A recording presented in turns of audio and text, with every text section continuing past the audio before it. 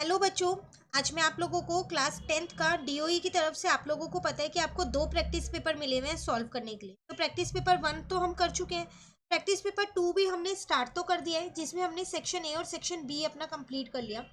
Section C भी हमारा almost हो गया। दो क्वेश्चन रह गए थे स्टार्टिंग के, तो आज उन क्वेश्चंस को भी कंप्लीट कर लेते हैं ताकि सेक्शन सी भी हमारा कंप्लीट हो जाए। ठीक है। देखिए यहाँ पर आपसे क्या कह रहा है, क्वेश्चन नंबर 26 में आपको पता है ये 3 मार्क्स ईच वाला सेक्शन है। ये इसमें आपसे कह रहा है, in the given figure triangle P S T is an isosceles triangle having P S is equals to S T touching a circle at point E B and N prove that N is the mid point of S T. पहले question समझते हैं, question में क्या कह रहा है। आपसे कह रहा है कि ये एक पी एस टी एक आइसोसेलेस ट्राइंगल है। अब जब ये आइसोसेलेस ट्राइंगल है तो इसकी दो साइड्स तो इक्वल होंगी, ये तो कंफर्म है। तो कौन कौन सी इक्वल है, पी एस जो है वो एस टी के इक्वल है। तो यहाँ गिवन में लिख लेते हैं हम। तो गिवन है मेरे पास, देखो 3 मार्क्स का क्वेश्चन है ना, तो आपको सब कुछ लिख के आना है। An isosceles triangle A B C, sorry P S T है यहाँ पर, ठीक है, with P S is equals to S T. आपको प्रूफ क्या करना है कि जो एन है वो इनका मिड पॉइंट है। तो प्रूफ आपको करना है यहाँ पर, इसका मतलब आपको S N is equals to N T proof करना है। मिड पॉइंट तो तभी होगा ना एस टी का, जब ये दोनों इक्वल हो जाएंगी। ठीक है। यहाँ से हम अपना सॉल्यूशन शुरू करते हैं। सॉल्यूशन शुरू करने से पहले आप लोगों को एक चीज़ बताना चाहूँगी। जैसे कि आपको पता है कि अब बोर्ड एग्जाम आने ही वाले हैं, प्री बोर्ड चल ही रहे हैं आप लोगों के, ठीक है ना। और बोर्ड एग्जाम के लिए आपको सैम्पल पेपर बहुत सारे प्रैक्टिस करने पड़ेंगे। जितने पेपर आप कर सकते हो उतना अच्छा है, उतनी ज़्यादा आपकी प्रैक्टिस होगी, स्पेशली मैथ्स के लिए। तो यहाँ पर एक मेरे पास बुक है, मैं आपको दिखा देती हूँ। सीबीएसई क्लास 10th की बुक है ये स्पेशली, अगर आप यहाँ पर देखें तो प्रैक्टिस पेपर है। स्टैंडर्ड वालों के लिए बुक है स्पेशली। ये 2024 का जो एग्जाम अब होने वाला है आप लोगों का, उसी पे बेस्ड है। ओसवाल गुरुकुल की ये बुक है। क्या क्या है इसके अंदर एक बार मैं जल्दी से आपको बता देती हूँ, और उसके बाद हम अपने क्वेश्चन पे वापसी आ जाते हैं। तो जैसे कि आप देख रहे हो, यहाँ लिखा भी है व्हाट इनसाइड। तो बोर्ड सैंपल क्वेश्चन पेपर है जो फुली सॉल्व है आपके पास। सॉल्व पेपर है आपके रिवीजन के लिए, कि आप उनसे रिवीजन कर सकते हो। साथ के साथ प्रैक्टिस के लिए आपको अनसॉल्व पेपर भी दिए गए हैं। ठीक है। अनसॉल्व पेपर के सॉल्यूशन भी मिलेंगे आपको, प्रॉपर आपको अंदर इंफॉर्मेशन दी गई है बुक। ठीक है। आइडियल फॉर प्रैक्टिस पर्पस, अगर आपको प्रैक्टिस करनी है मैथ्स की और अच्छे नंबर स्कोर करने हैं बोर्ड एग्जाम में, तो ये बुक बहुत अच्छी बुक है, सफिशियंट है अगर आप इसके पेपर्स कर जाओगे तो। अब मैं जल्दी से एक बार आपको दिखा देती हूँ, इसका कंटेंट दिखाती हूँ, उसी से ही आपको पता चल जाएगा कि बुक के अंदर क्या क्या चीज़ें हैं। ठीक है। देखिए, ये सैंपल क्वेश्चन पेपर है, ब्लूप्रिंट के साथ आपको दे रखा है। साथ के साथ कुछ पेपर्स आपको यहाँ पर सॉल्व दे दिए हैं, टोटल 6 पेपर, ताकि आप पहले सॉल्व पेपर्स को करो तो आपकी प्रैक्टिस हो जाए और आपको पता चल जाए आपको कितना आता है और कितना नहीं आता। जो चीज़ें नहीं आती उनको आप वहीं कवर अप कर लो। उसके बाद आपको 4 पेपर्स अनसॉल्व दिए गए कि अब आप उनकी प्रैक्टिस करो। तो अगर आप एक सब्जेक्ट के 10 पेपर्स भी करके जा रहे हो बोर्ड एग्जाम से पहले, तो सफिशियंट है ना। अब बात आती है इन अनसॉल्व के आंसर का है फिर। तो अगर आप इसको स्कैन करेंगे तो अनसॉल्व पेपर के आपको आंसर्स मिल जाएंगे इसकी वेबसाइट पे। क्लियर है। एक बार जल्दी से देख लें, ये रहा ब्लूप्रिंट आपका सैंपल क्वेश्चन पेपर का, देख लो कि 1 मार्क के क्वेश्चन कौन कौन से चैप्टर से आएंगे, 2 मार्क्स के कौन कौन से चैप्टर से आएंगे। ये भी आपको पता होना बहुत जरूरी है, क्योंकि जिन जिन चैप्टर से 1 मार्क के आएंगे उनसे आप क्या करोगे, शॉर्ट क्वेश्चन को भी प्रिपेयर करोगे, है ना। सेम ऐसी सारी चीजें बता रखी है, 3 4 5 मार्क्स के कौन कौन से चैप्टर से आएंगे। उसके बाद अगर आप यहाँ देखो तो ये पेपर आपका यहाँ पर शुरू हो गया है। स्टार्टिंग के सॉल्व है, जैसे मैंने आपको बताया बहुत इजी लैंग्वेज है, आप इजीली उन्हें समझ भी सकते हो, कोई दिक्कत नहीं आएगी। किसी की हेल्प लेने की भी जरूरत नहीं पड़ेगी अगर आपने इस बुक के क्वेश्चन सॉल्व करने शुरू किए तो। मतलब आप आसानी से कर पाओगे, कुछ समझ नहीं आएगा तो सॉल्यूशन से भी समझ लोगे। तो इस बुक की बाय लिंक जो है ना, वो मैं आपको नीचे दूंगी डिस्क्रिप्शन में, आप वहां से जरूर देखिएगा इस बुक को एक बारी। कोई भी आपको दिक्कत लगती है इस बुक से रिलेटेड या कुछ और पूछना है तो आप मुझसे कमेंट करके पूछ सकते हैं। ठीक है। चलिए अब आ जाते हैं हम वापसी अपने क्वेश्चन पे। यहाँ पर जैसे कि हमने गिवन और प्रूफ लिख लिया था, अब हमारे को यहाँ पर अपना सॉल्यूशन शुरू करना है। देखो चैप्टर नंबर 10 का ये क्वेश्चन है, आप लोगों को पता है कि एक्सटर्नल पॉइंट से जो भी टेंजेंट डलती है सर्कल के ऊपर, वो लेंथ में इक्वल होती है दोनों। होती है नहीं होती। तो हम क्या करते हैं, पहले वही सारी चीजें लिख लेते हैं यहाँ पर। तो पी से दो टेंजेंट डल रही है मेरी, तो पी भी जो है वो पी ई के बराबर होगा। सेम एस से दो टेंजेंट्स डल रही है मेरी, एस बी जो है वो एस एन के बराबर होगा, और टी से दो टेंजेंट्स डल रही है, तो जो टी एन है वो किसके बराबर होगा, टी ई के बराबर होगा। तीनों में मैंने रीजन लिख दिया अकॉर्डिंग टू थ्योरम 10.2। आप पूरी स्टेटमेंट लिख के आओगे उस थ्योरम की। यहाँ तक क्लियर हो गया, सारी चीजें हमने यहाँ पर मेंशन कर दी। अब देखो आपको क्वेश्चन में गिवन क्या था, आपको गिवन था यहाँ पर कि जो पी एस है वो एस टी के इक्वल है, ये चीज आपको क्वेश्चन में ही गिवन थी।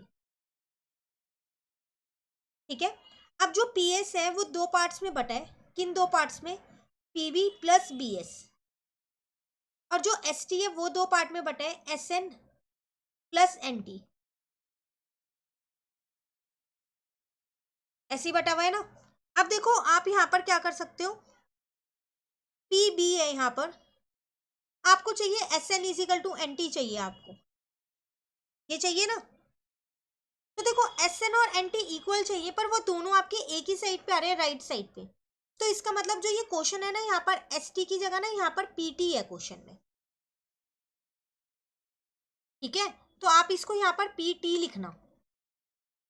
ये दोनों साइड्स इक्वल है आपकी, ये वाली पूरी साइड और ये वाली पूरी साइड। क्लियर हो गया, पता चल गई गलती कहाँ पर है क्वेश्चन के अंदर। देखो अब मैंने यहाँ पी टी लिख दिया। अब अगर आप यहाँ देखो तो पी टी फिर से दो पार्ट्स में डिवाइड हो रहा है, किन दो पार्ट्स में डिवाइड हो रहा है, पीई प्लस ई टी, इन्हीं दो में डिवाइड हो रहा है। ठीक है, अब अगर आप ध्यान से देखो तो आपको पता है ये पी बी जो है ये किसके इक्वल है, पीई के। तो मैंने यहाँ पर पी बी रहन दिया, यहाँ पर बी एस लिख दिया, और यहाँ पर भी पीई लिख दिया। ये इक्वेशन 1 ले ली मैंने अपनी, और ये ई टी रहन दिया, और यहाँ लिख दिया मैंने फ्रॉम इक्वेशन 1। बिल्कुल ध्यान से समझना क्वेश्चन को, ठीक है। तो ये तो आपस में कट गए, तो बी एस जो है आपका ई टी के बराबर आ गया। ठीक है, अब जो बी एस है या एस बी है वो किसके बराबर है, एस एन के बराबर है, और ई टी देखो ये रहा, ये किसके बराबर है, टी एन के बराबर है, या फिर आप एन टी कह लो, कुछ भी कह लो। यहाँ लिख दो फ्रॉम इक्वेशन 2, और यहाँ लिख दो फ्रॉम इक्वेशन 3। ठीक है, और इसको मान लो इक्वेशन 2, और इसको मान लो इक्वेशन 3। आपको यही तो प्रूफ करना था, एस एन जो है वो एन टी के बराबर है। हो गया प्रूफ, हेंस प्रूफ्ड। तो छोटा सा क्वेश्चन था, कोई मुश्किल नहीं था, बस एक छोटी सी करेक्शन थी इस क्वेश्चन में, और कुछ नहीं है। क्लियर, चलिए नेक्स्ट क्वेश्चन नंबर 27 आपसे यहाँ पर क्या कह रहे हैं, show that 3 plus root 7 is an irrational number given that root 7 is an irrational number. देख के पता चल रहा है चैप्टर नंबर 1 का क्वेश्चन है। आपसे कह रहे हैं रूट 7 तो इरेशनल नंबर है, ये आपको दे रखा है, पर आप प्रूव करो कि 3 प्लस रूट 7 भी इरेशनल नंबर है। तो आपको पता है स्टेटमेंट वाला क्वेश्चन है ये, तो कई बार बच्चे बोलते हैं कि स्टेटमेंट हमें बनानी नहीं आ रही है, तो इस क्वेश्चन की मैं एक बार बनवा देती हूँ आपको, ताकि क्लियर हो जाए। वैसे हमने ये पूरा चैप्टर कर रखा है।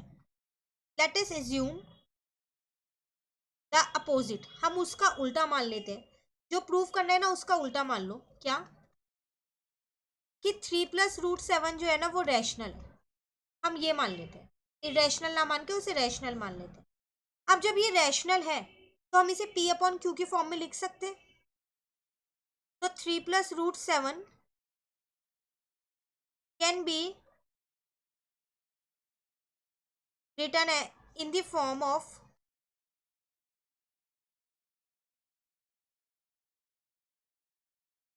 a अपॉन बी या p अपॉन क्यू, कुछ भी ले लो, जिसमें a और b मेरे क्या है यहाँ पर को प्राइम नंबर्स हैं।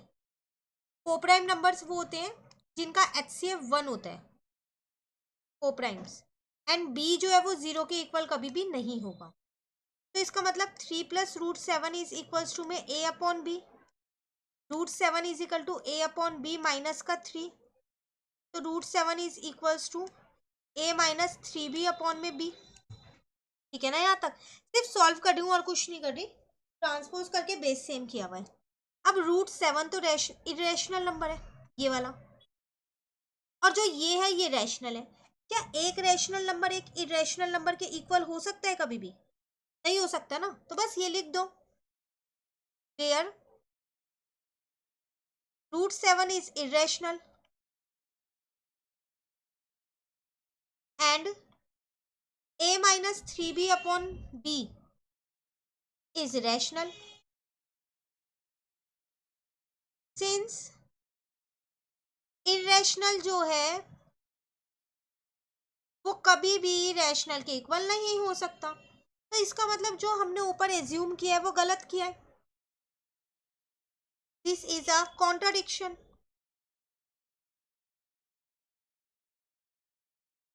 आवर अजम्पशन इज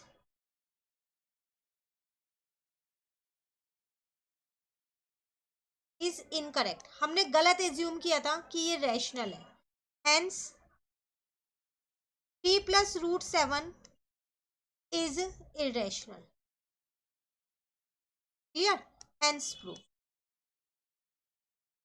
तो पहले आप उल्टा एज्यूम करो और फिर नीचे सॉल्व करते करते आ जाओ कि हमारी एजम्पशन गलत थी, ये नंबर इरेशनल ही था। क्लियर है? फिर भी अगर आपको ये नहीं आता तो आपको एक और छोटा सा क्वेश्चन दिया गया। आपसे कह रहे हैं चैप्टर नंबर 1 का ही, check whether 15⁻n can end with the digit 0 for any natural number n। कह रहे कि चेक करो क्या 15⁻n जो है वो कभी भी 0 से एंड हो पाएगा। अगर हम n की जगह कोई भी नेचुरल नंबर रख दें, 1 रख दें, 2 रख दें, 3 रख दें, उसकी पार हो जाएगी ना। जैसे 15 की पार 1 तो 15, 15 की पार 2 तो 2 to 5। तो ऐसे कोई भी नंबर रखेंगे तो क्या वो 0 से एंड होगा, ये आपको चेक करना है। देखो सबसे पहली बात, if 15⁻n is divisible by 10, then it can end with digit 0। कि कोई भी नंबर अगर 10 से डिवाइड होता है तभी तो उसके लास्ट में 0 होती है ना। 0 वाले सारे नंबर 10 से डिवाइड होते हैं ना, तो वही चीज़ मैंने सबसे पहले यहाँ लिख दी, एंड विद डिजिट 0। अब अगर मैं यहाँ पर देखूँ 10 से डिवाइड हो रहा है, इसका मतलब वो 2 और 5 दोनों से डिवाइड होगा। If it is divisible by 10 it has to be divisible by, तो फिर वो उन दोनों से भी तो होगा, 2 and 5। अब प्राइम फैक्टर अगर मैं 15 के देखूं तो वो 3 × 5 होता है, तो इसका मतलब ये हो गया। अब देखो ये वाला जो फैक्टर है ये 5 से तो डिविजिबल है लेकिन 2 से डिविजिबल नहीं है, क्योंकि 3 और 5 2 की टेबल में आते ही नहीं है। तो 3 × 5⁻n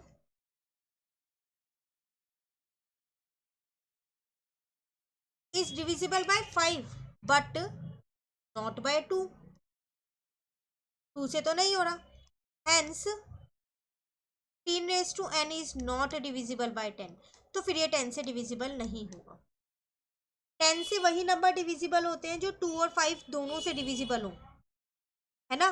पर ये वाला जो नंबर है ये सिर्फ 5 से डिविजिबल हो रहा है, 2 से नहीं हो रहा, तो इज नॉट डिविजिबल बाय 10। तो hence 15⁻n does not end with digit 0 for any natural number n। Clear?